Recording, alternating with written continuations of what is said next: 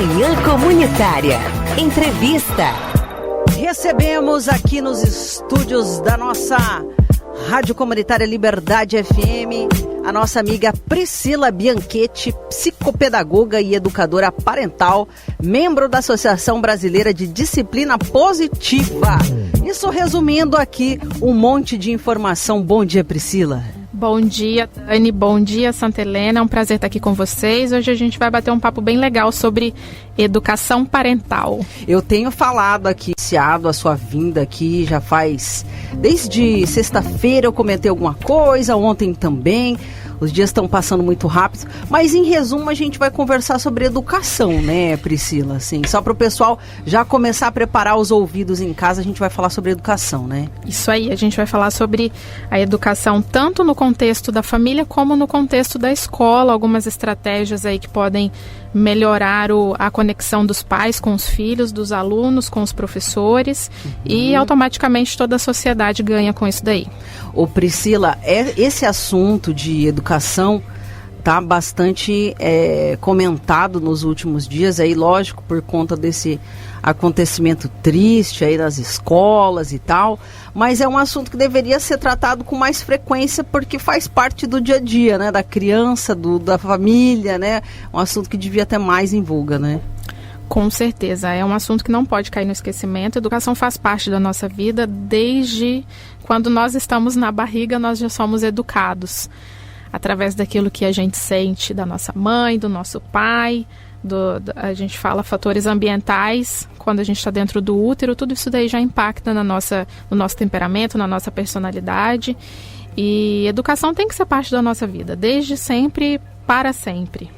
Legal. Agora, então, vamos começar a entender o que é essa disciplina positiva. Da onde que vem isso? Explica um pouco pra gente. Bom, vamos lá. A disciplina positiva, ela é uma abordagem educacional que foi desenvolvida nos Estados Unidos pela Jane Nelson, e hoje a disciplina positiva ela é implementada em mais de 80 países como um currículo socioemocional super bacana que melhora a conexão dos pais com os filhos, melhora a conexão dos professores. Hoje a gente tem disciplina positiva para atletas, para relacionamento, para sala de aula, 0 a 3 anos. Então a disciplina positiva ela é abordada em várias fases da vida. E o que é a disciplina positiva? Quando a gente fala em disciplina, normalmente vem aí talvez uma ideia de punição e de controle, só que é justamente o contrário.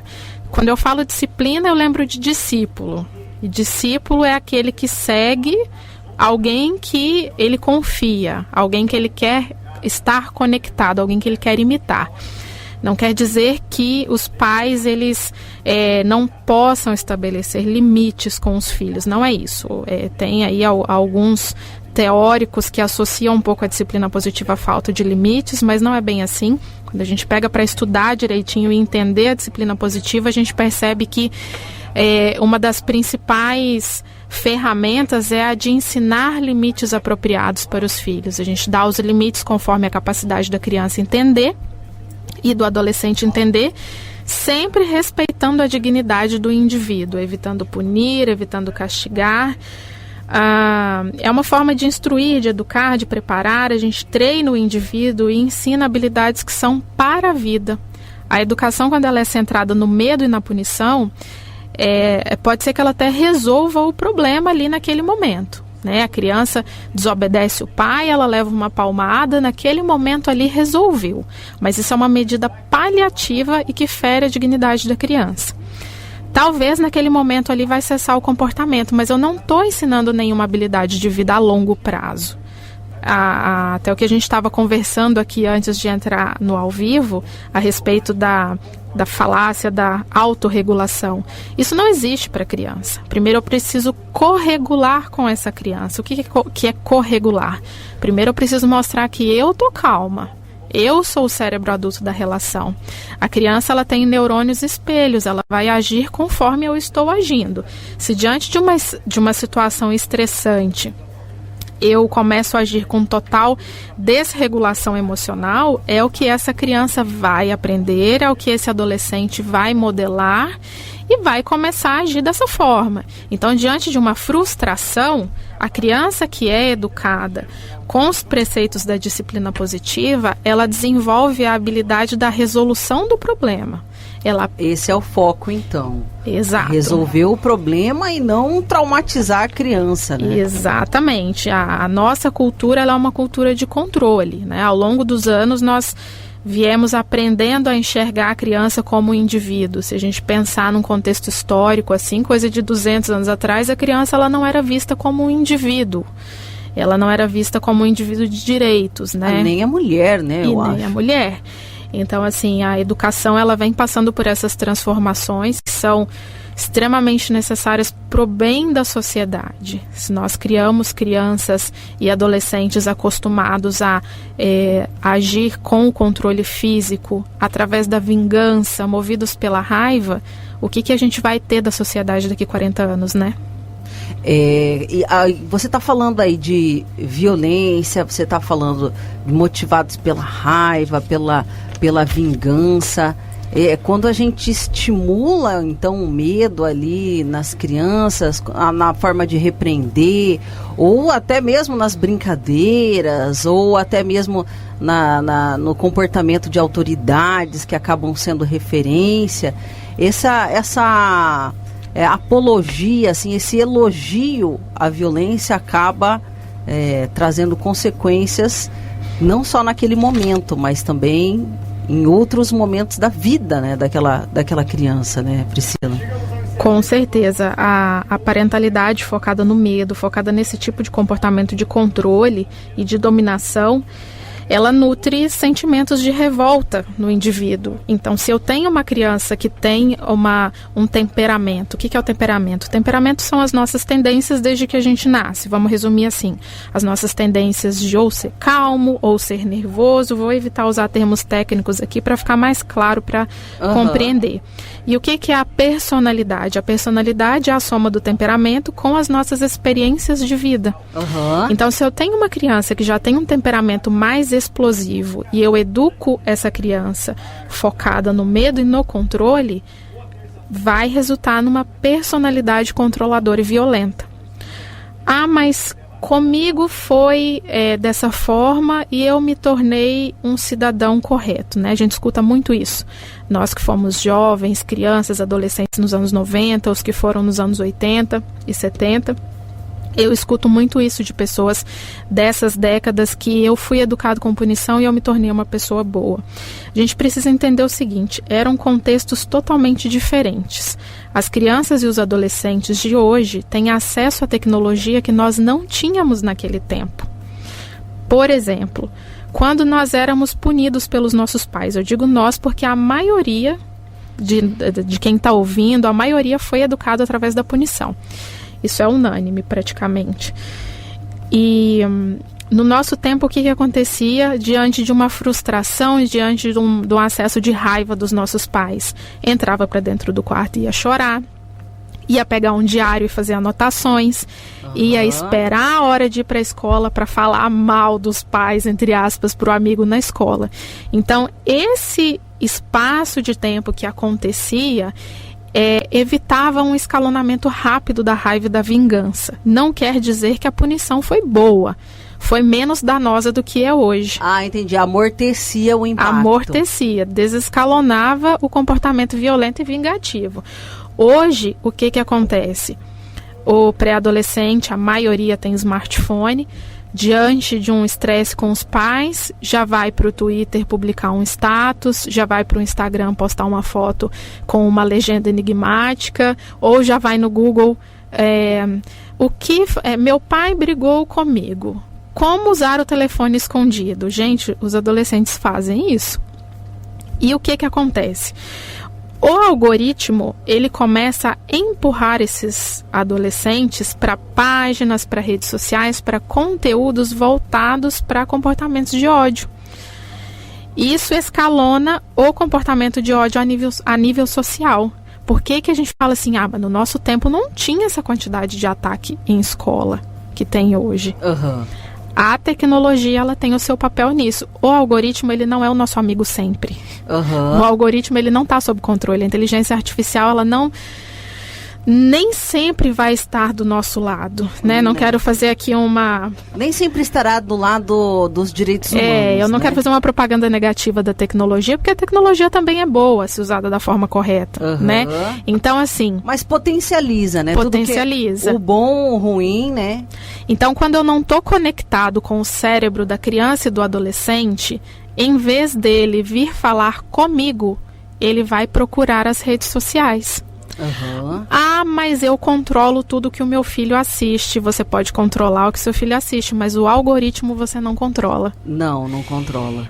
A gente precisa entender que não é uma busca feita no Google da seguinte forma: grupos sobre ataque das escolas. Não é assim que funciona. Uhum. A criança ou adolescente, ela começa a procurar conteúdos para que se pareçam com aquilo que ela está sentindo, e o próprio algoritmo vai começar a encaminhar essa criança e esse adolescente para determinados grupos, para determinados jogos. Por isso que é importante a gente falar que a internet não pode ser terra de ninguém, precisa ter uma responsabilização, porque senão a gente não tem controle real daquilo que os nossos filhos estão acessando. Com certeza. É igual quando a gente fala assim: nossa, eu comentei hoje, por acaso, que eu queria comprar um ar-condicionado, agora tá aparecendo um monte de anúncio no meu celular do Magazine Luiza sobre ar-condicionado. Assim que o algoritmo funciona, para empurrar a criança e o adolescente para conteúdos que aos pouquinhos vão criando essa mentalidade autodestrutiva e destrutiva. Ô Priscila, vou fazer aqui um parêntese só para você tomar a sua aguinha e molhar para sua palavra.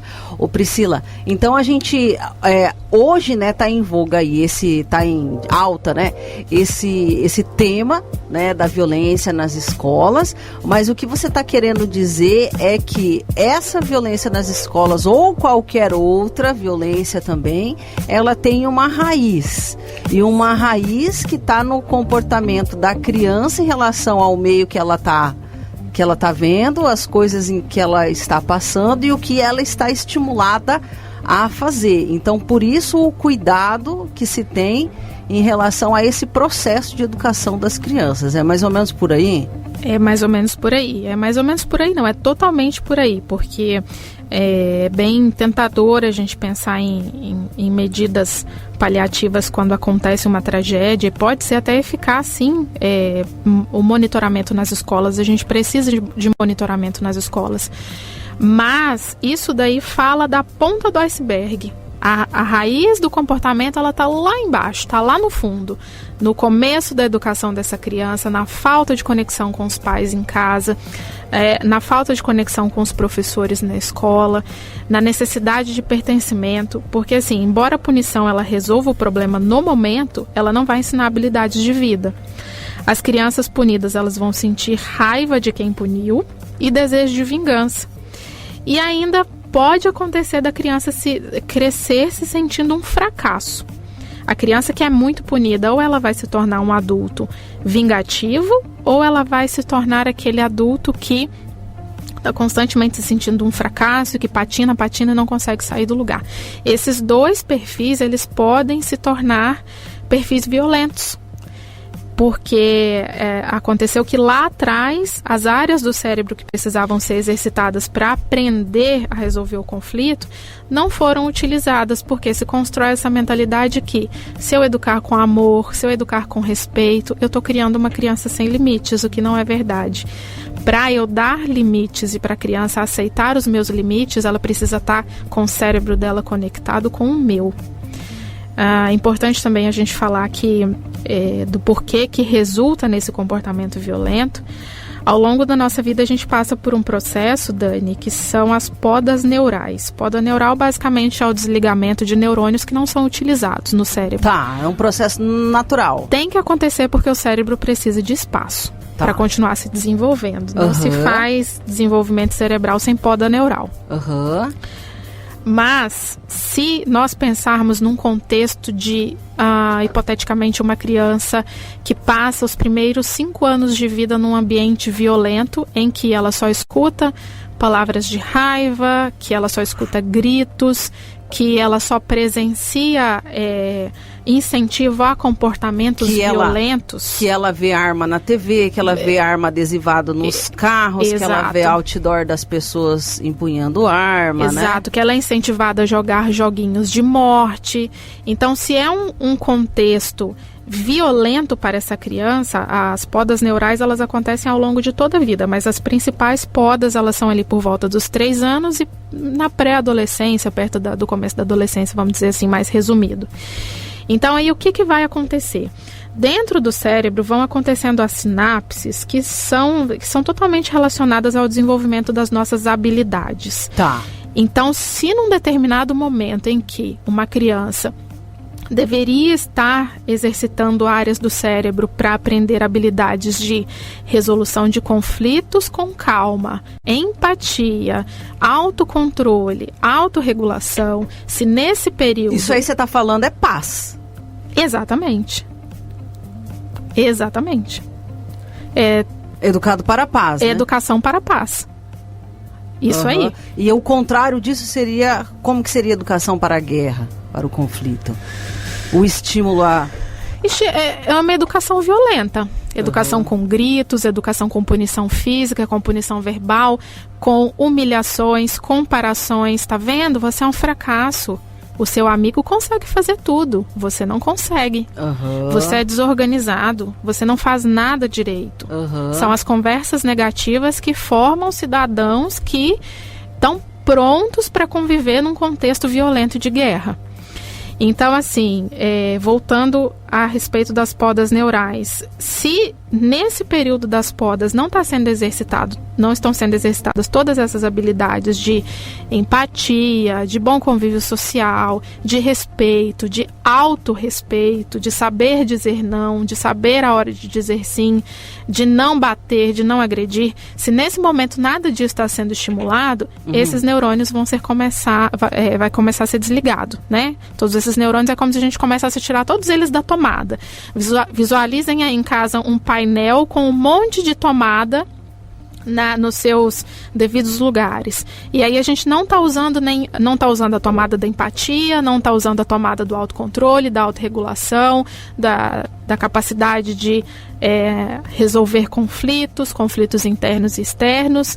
E ali também tem as tomadinhas da raiva, do nervosismo, da urgência em resolver as coisas do próprio jeito, sem se colocar no lugar do outro. Daí eu tiro todas essas tomadas da empatia, do respeito, as tomadas boas, eu tiro todas elas da tomada e ficam só aquelas tomadinhas ruins. Então eu estou reforçando as sinapses no cérebro dessa criança que vão resultar em comportamentos cada vez mais autodestrutivos. Entendi. Entendeu? É como se fosse assim, várias estradas, várias pistas que vão te dar acesso até a idade. Vamos ver, até os 30 anos, 40, 50.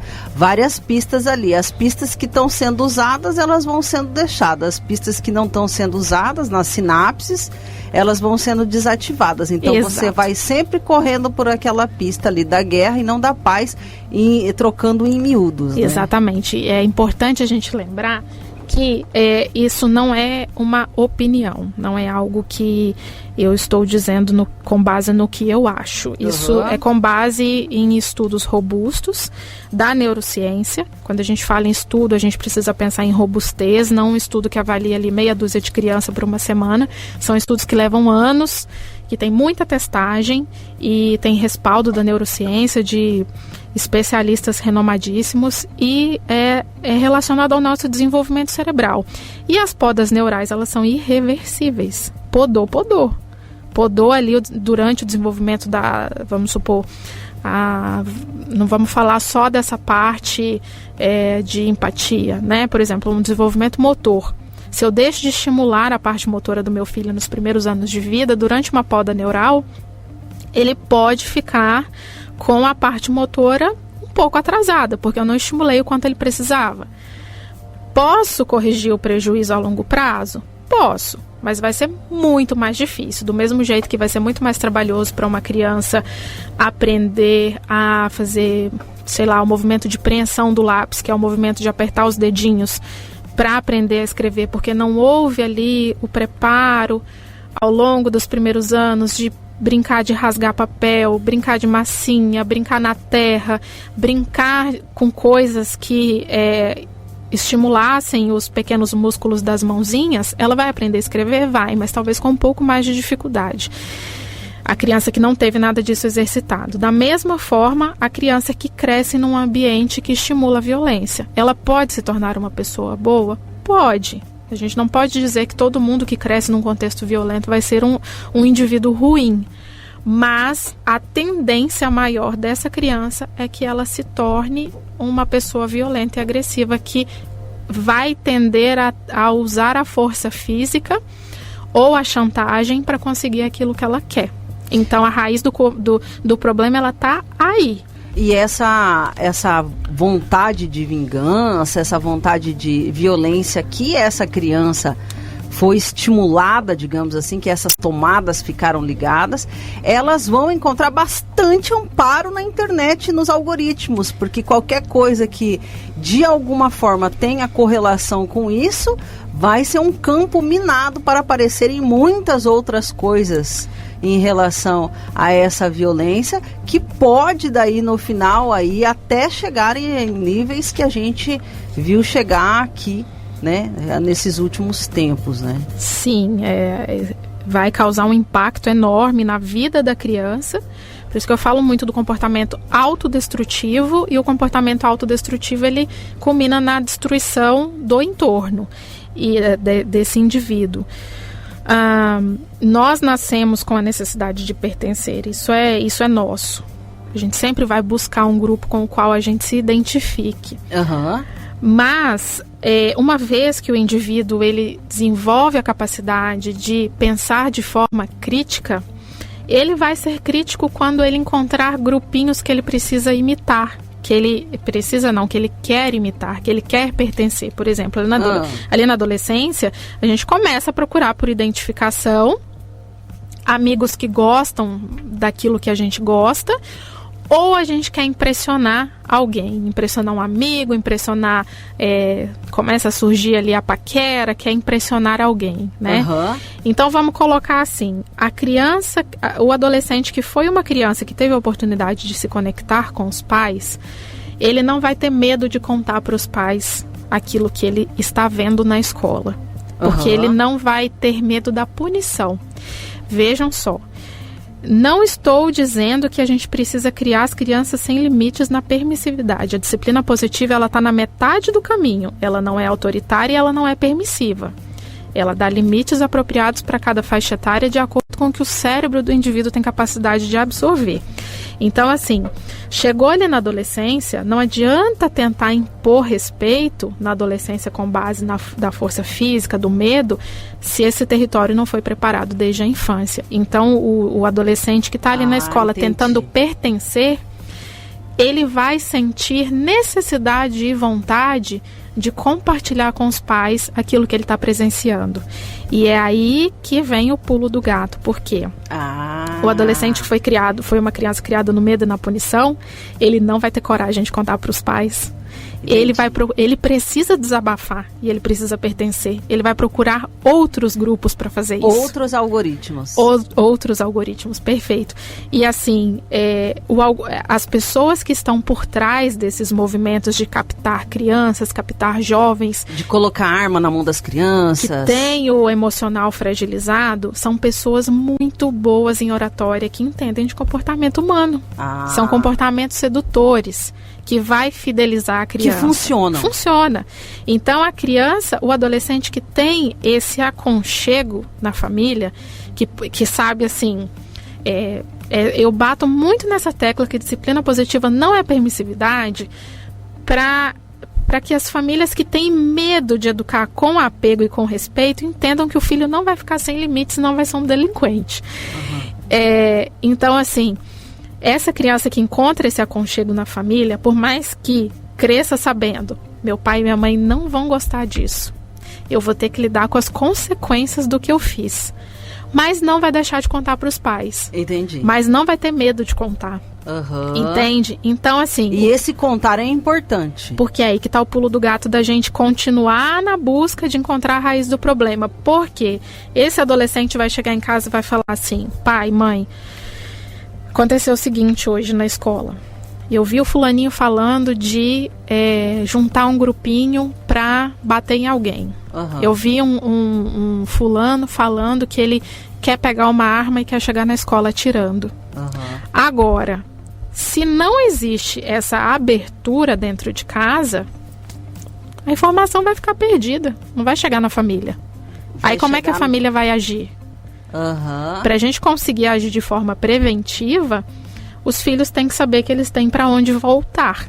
Os filhos saberem que tem para onde voltar não quer dizer que é uma casa sem regras, que é uma casa que eles pintam e bordam. Essa é uma justificativa que quem é contra a educação respeitosa usa muito. Que a educação respeitosa vai deixar as crianças fazerem o que elas querem. Os adolescentes pintarem, bordarem em cima dos pais. Fazer o que elas querem só se elas fizerem escondido. Se elas fizerem escondido, já não é uma educação que respeita a criança, daí já não faz parte disso. Exatamente. Né?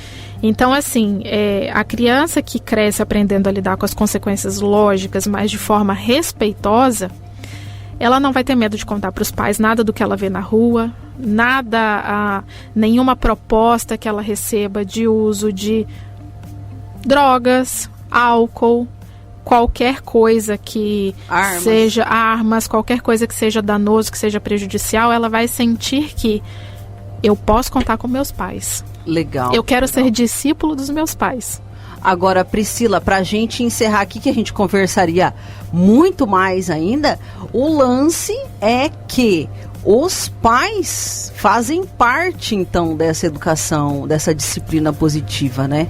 Não é só uma questão dos alunos na escola, mas é também muito de uma relação que o bicho complica também, né, Priscila? Porque quando a pessoa nasce, ela está na família que está. Ela abriu o olho, nasceu, e aí, pá, se vira com o que tem.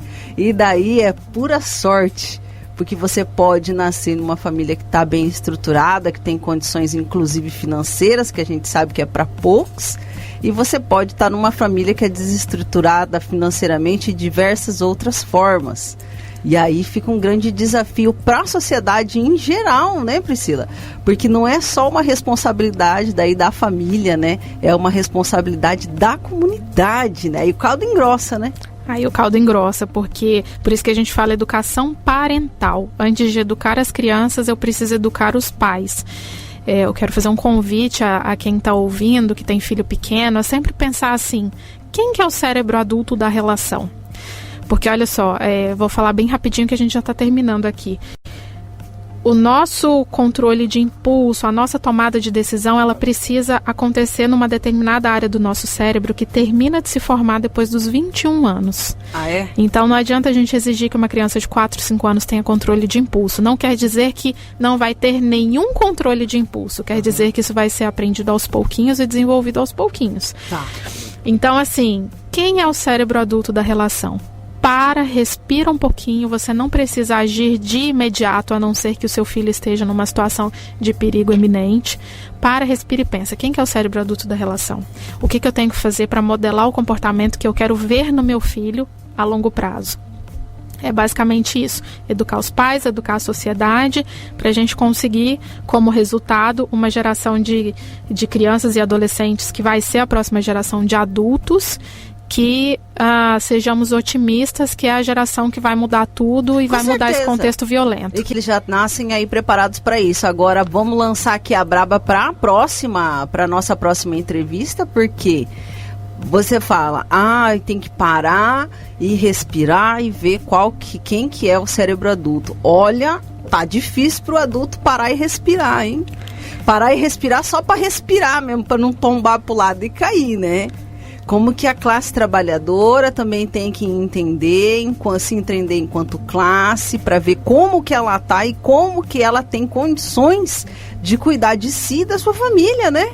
Sim, aí que entra o papel da comunidade, o papel das nossas frentes, dos nossos líderes, porque também para exigir uma educação respeitosa por parte da família, a família tem que ter condições de tempo e condições financeiras para estar presente para os filhos. Não posso pegar uma mãe e um pai que tem tempo livre o suficiente, condições financeiras o suficiente para estar presente educando e esperar que tenha o mesmo resultado com uma criança que mal vê os pais durante a semana, nos primeiros anos de vida. É trágico se a gente for parar para pensar. Então, numa próxima oportunidade, eu vou trazer para a gente discutir, para eu dar exemplos concretos para as famílias, algumas estratégias, alguns exemplos e algumas abordagens para alguns comportamentos específicos. Então, se vocês quiserem mandar sugestão no Instagram da rádio, para Dani, no meu Instagram também, de Priscila, meu filho faz muito de... se joga no mercado. Se joga no mercado. É o clássico. Sinto dizer que isso é sinal que você tem uma criança saudável em casa, mas tem estratégias para a gente minimizar esse comportamento a longo prazo, sim. Não se desesperem que para tudo tem jeito. Ai, Priscila, muito legal. Isso quer dizer que você vai voltar mais vezes então, Priscila? Vou voltar, para alegria de todos e felicidade geral da nação. Diga ao povo que fico. Priscila, muito obrigada. A gente conversou com a Priscila Bianchetti, psicopedagoga e educadora parental, membro da Associação Brasileira de Disciplina Positiva, dentre outras coisas. Priscila, essa entrevista estará disponível também no fmcomunitaria.com.br, na aba podcast, para quem perdeu. E assim, eu me despeço agradecendo aí pela sua presteza, pela sua coragem e disposição de ter vindo. Obrigada, Dani. Obrigada a todo mundo que esteve aqui junto com a gente. Foi um prazer para mim. Adoro falar sobre educação. É um tema que me é caro e contem comigo nessa jornada que, enquanto comunidade, a gente tem que realmente se ajudar e compartilhar informação de qualidade para melhorar aí o futuro das crianças e dos adolescentes. O nosso futuro também, está na mão deles. Conversar sobre já é um começo, né? Com certeza, a troca é sempre válida. É isso aí. Priscila, então tá bom. Muito obrigada, até a próxima. Valeu? Até. Manhã Comunitária. Entrevista.